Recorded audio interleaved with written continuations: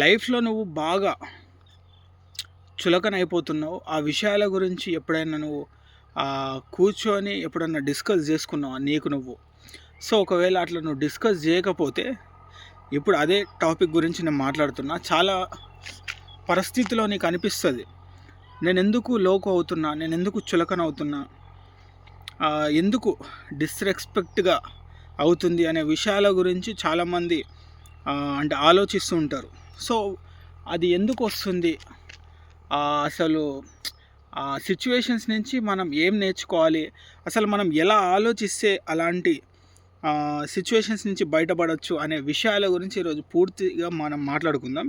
First point ఏందంటే, నువ్వు నీ చుట్టూ ఉన్న వాళ్ళతో చులకన కావచ్చు, తక్కువ చేయడం కావచ్చు, ఇలాంటివి జరగడానికి ముఖ్యమైన కారణంలో ద టాప్ మోస్ట్ ఏంటంటే, నువ్వు అందరికీ టైం ఇచ్చేస్తున్నావు.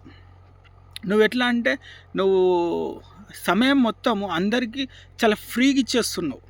చాలా అంటే చాలా అవైలబుల్‌లో ఉంటున్నావు అందరికి. దానివల్ల నీకేమైతుందంటే, ఒక లిమిట్ క్రాస్ అయిన తర్వాత నువ్వు ఎంత మంచోడివైనా, ఎంత ఇంపార్టెంట్ టాపిక్స్ నీ దగ్గర ఉన్నా, ఎంత పాజిటివ్ థాట్స్ నీ దగ్గర ఉన్నా కూడా ఎవరికైనా బోర్ వచ్చేస్తది. ఎవరైనా ఇంకా అంతకు మించి ఉండదు.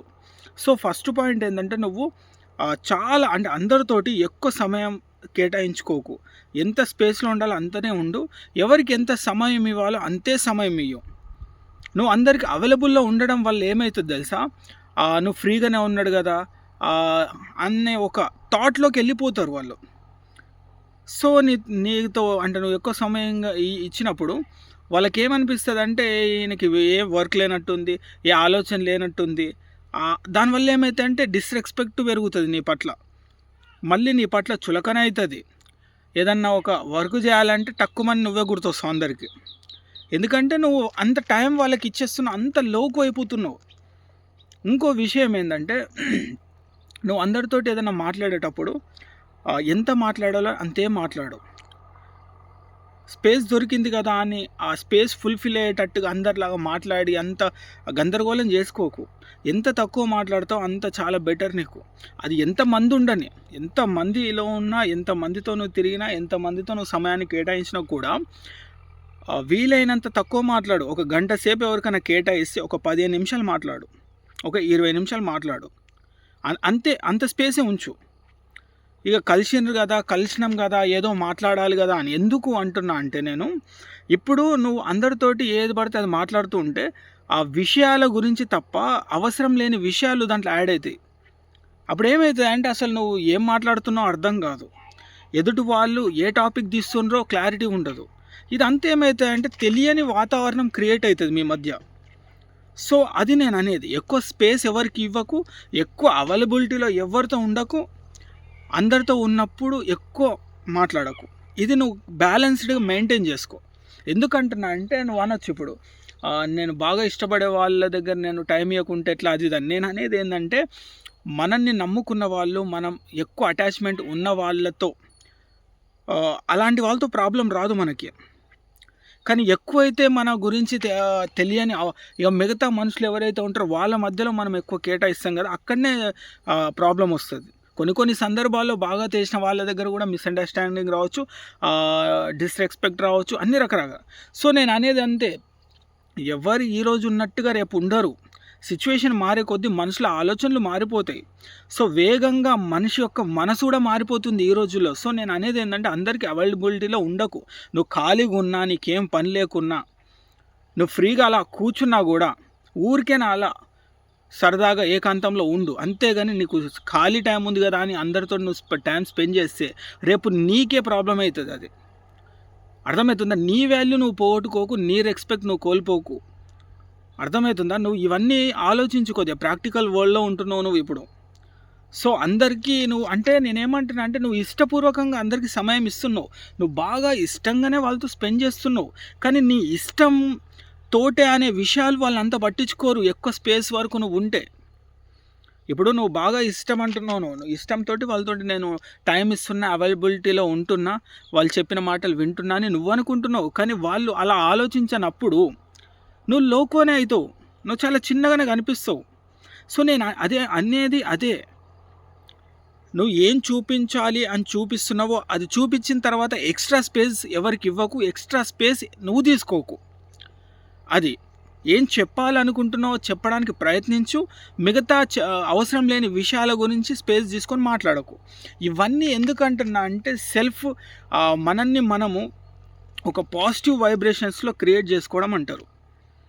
ఎందుకంటున్నా అంటే ఇప్పుడు ఎగ్జాంపుల్, నువ్వు అందరికీ సమయం ఇచ్చేస్తున్నావు, మొదట్లో బాగుంటుంది, తర్వాత అందరూ ఏదైనా వర్క్ ఉంటే ఖాళీగా ఉండేది నువ్వే అని తెలుస్తుంది, నీకే చెప్తారు. అక్కడ ఏమవుతుంది అంటే ఇంకా ఏదో రఫ్గా వాడేసుకుంటారు నిన్ను. ఏదైనా మాట్లాడేటప్పుడు అంత రెస్పెక్ట్ ఉండదు. అరే మనోడు ఉన్నాడు కదా వాళ్ళని బిలువ, అది ఇది అన్నట్టు అయిపోతుంది. సో ఫస్ట్ పాయింట్ గుర్తుపెట్టుకో, నీ లైఫ్ నీకు ముఖ్యం. నీ లైఫ్ తర్వాతనే వేరే వాళ్ళకి టైం ఇవ్వు. నీ పని చేసుకున్న తర్వాతనే వేరే వాళ్ళకి పని చేయు. అర్థమవుతుందా? ఇది బాగా గుర్తుపెట్టుకో. కొంతమంది ఎట్లా అంటే వాళ్ళ పనులు కూడా పక్కన పెట్టుకొని మిగతా వాళ్ళ పనుల మీదకి వెళ్ళిపోతారు. తర్వాత ఒకరోజు వాళ్ళు మాట్లాడే తీరు ఇవన్నీ చూస్తే తీసుకోలేరు. చాలామంది వీక్ అయిపోతారు. ఆ రోజు అట్లా నేను వాళ్ళతో ఉన్నా, ఈరోజు ఎందుకు లేరు అనే డైనమాలో వెళ్ళిపోతారు. సో నేను అనేది అదే, నువ్వు ముందే దాన్ని కరెక్ట్గా ఎంతలో ఉండాలి అంతలోనే ఉండాలి. ఎవరితో ఎంత స్పేస్ ఇవ్వాలి అంతలోనే ఇవ్వాలి. నువ్వు చనువు తీసుకోకు, నువ్వు ఎవరికి చనువు ఇవ్వకు. ఎవరితో నువ్వు ఎక్కువ సమయాన్ని కేటాయించకు. ఎవరిని కూడా నీతోటి ఎక్కువ సమయాన్ని కేటాయించేలా చేసుకోకు. అర్థమవుతుంది? నువ్వు ఎవరితో ఎక్కువ మాట్లాడకు. ఎవరు కూడా నీ దగ్గర ఎక్కువ మాట్లాడే అంత స్పేస్లో నువ్వు ఉండకు. సో నువ్వు ఫస్ట్, ఎందుకంటే నీ చుట్టూ ఉన్న వాళ్ళు ఏందిలా అనే ముందు నీకు నువ్వు అనుకో నేనేందిలా అని. సో నువ్వు ఎలా తయారు చేసుకోవాలనుకుంటున్నావో దాని ప్రకారంగానే యాక్షన్ టు రియాక్షన్ జరుగుతుంది. ఇప్పుడు నువ్వు ఎక్కువ సమయం ఎవరితోటి ఇవ్వలేవు అనుకో, నువ్వు కాస్త సమయం వాళ్ళతో ఉన్నప్పుడు విలువైన విషయాలే మాట్లాడతారు, విలువైన స్పేస్నే చూస్తారు నిన్ను. అదే నువ్వు గంటలు అవసరం లేని విషయాలు మాట్లాడితే రేపు ఏదన్నా ఇంపార్టెంట్ టాపిక్ ఉన్నా కూడా నిన్ను కేర్ చేయరు. అది బాగా గుర్తుపెట్టుకో. నువ్వు ఒకవేళ నువ్వు టక్కుమని అసలు ఎక్కువ కమ్యూనికేషన్లో ఉండడు, ఎక్కువ దొరకడు అనే థాట్ ప్రాసెస్లో ఉండాలి నీ చుట్టూ ఉన్న వాళ్ళకి. సడన్గా నువ్వు వేరే వాళ్ళ దగ్గరికి వెళ్ళినావు, వాళ్ళతో మాట్లాడుతున్నావు, అప్పుడు వాళ్ళు ఏమనుకుంటారు, అరే మళ్ళీ దొరకడు, మళ్ళీ ఆయనకు సమయం ఇయ్యడు. సో ఈ తక్కువ సమయంలో అసలైన టాపిక్ మాట్లాడదాం, అసలు వాళ్ళు కలిసినప్పుడు ఏ విషయాలు మాట్లాడాలో అదే మాట్లాడదాం అనే థాట్ ప్రాసెస్కి వచ్చేస్తారు అందరూ. ఆ తాళం చేయి నీ చేతుల్లో ఉంటుంది. అది నువ్వు స్ట్రాంగ్గా మెయింటైన్ చేయాలి. అయితేనే నీ యొక్క నేచర్ కావచ్చు, నీ చుట్టూ ఉన్న మనుషులు కూడా అలానే మూమెంట్ అవుతారు. అది బాగా గుర్తుపెట్టుకో. అది బాగా ఆలోచించాలి కొంచెం. ఎందుకంటే ఇప్పుడు ఎప్పుడు కూడా మన చుట్టూ జరుగుతున్న పరిస్థితుల గురించి మనం ఆలోచించే దానికన్నా మన నుంచి వచ్చే పరిస్థితులు ఉంటాయి, దానివల్లనే ఎక్కువ ఎఫెక్ట్ అవుతాం మనం. అది మనం తెలుసుకోలేని పరిస్థితిలో ఉంటాం. ఎప్పుడన్నా ఏదన్నా దారుణమైన ఎవరన్నా ఒక మాట అన్నా, నువ్వు ఖాళీగా ఉన్నావు అందుకే నీకు చెప్పినాము, లేకుంటే నువ్వే ఫుల్ ఖాళీగా ఉండే నువ్వు ఫ్రీ ఉన్నావు అని మా దగ్గరకు వచ్చినావు, ఇలాంటి మాటలు తర్వాత వచ్చినప్పుడు ఏమవుతాయంటే నీకు తెలియకుండా మనసు బాధ అవుతుంది. అక్కడి నుంచి కొంతమంది డిప్రెషన్ పోతారు, ఇంకొంతమంది డిసప్పాయింట్ అవుతారు, రకరకాల సిచ్యువేషన్స్ జరుగుతాయి. సో మళ్ళీ రిపీట్ చేస్తున్నా, నువ్వు ఎవరికి ఎక్కువ టైం కేటాయించకు, ఎవరిని కూడా నీతో టైం కేటాయించేలా చేసుకోకు. నువ్వు ఎవరితో ఎక్కువ మాట్లాడకు, ఎవరిని కూడా నీతో ఎక్కువ మాట్లాడేలాగా చేసుకోకు. అర్థమవుతుందా? అది బాగా గుర్తుపెట్టుకో. నువ్వు ఎట్లున్నావు అంతే ఉండు, అట్లా నిన్ను క్రియేట్ చేసుకో. నువ్వు ఎట్లా క్రియేట్ అవుతావో దాన్ని బట్టి నీ చుట్టూ సిచ్యువేషన్స్ అలా మారుతూ ఉంటాయి. కాబట్టి నువ్వు గుర్తుపెట్టుకో ఇవన్నీ. ఒకసారి నీలో నువ్వు మాట్లాడుకుంటే ఇవన్నీ బయటకు వస్తాయి. అది గుర్తుపెట్టుకో. ఎందుకంటే చుట్టూ వీళ్ళంతా ఉన్నారు, అసలు ఎక్కడ మిస్ అవుతున్నా నేను, అది అంటే కరెక్షన్స్ అనేవి ఖచ్చితంగా చేసుకోవాలి, సెల్ఫ్ కరెక్షన్ చేసుకోవాలి. మనం పొద్దున్నే లేస్తే వాళ్ళని వీళ్ళని అట్లా అది మార్చుకో ఇది మార్చుకో, నువ్వేంటి ఇలా, నువ్వు ఇట్లా ఉన్నావు అట్లా ఉన్నావు అని విపరీతంగా మనము కరెక్షన్ చేస్తుంటాం పక్కన వాళ్ళందరి జీవితాల గురించి. ఫస్ట్ పాయింట్ నేను చెప్పేది ఏంటంటే, అద్దంలో మనం చూసుకొని మనల్ని మనం ఫిట్ ఉన్నామా కరెక్ట్గా ఉన్నామా అనేది తయారు చేసుకోవాలి. ఎందుకంటే నువ్వు కరెక్ట్గా ఉంటే నీ స్పేస్లో ఎంత ఉండాలో అంతే ఉంటారు. నువ్వు కరెక్ట్గా ఆలోచిస్తే నీ చుట్టూ ఎంత మాట్లాడాలో అంతే మాట్లాడతారు. అది బాగా గుర్తుపెట్టుకో. ఇది నువ్వు సెల్ఫ్ కరెక్షన్ చేసుకో. అయితేనే కొంచెం అట్లీస్ట్ ఇప్పటివరకు వెళ్ళిపోయింది జీవితం. ఇక ముందు కొంచెం ఒక డిసిప్లిన్ కావచ్చు, ప్రొఫెషన్ కావచ్చు, పర్సనల్ కావచ్చు, అటాచ్మెంట్స్ కావచ్చు, రిలేషన్స్ కావచ్చు, ఫ్రెండ్స్ కావచ్చు, ఇంకేదైనా కావచ్చు. ఇప్పుడు నేను చెప్పిన థాట్ అనేది ఒక్కసారి నువ్వు ఆలోచించి చూడు. తర్వాత నీకే అర్థమవుతుంది ఏం చెప్తున్నానో, ఏం చెప్పాలని ప్రయత్నిస్తున్నానో.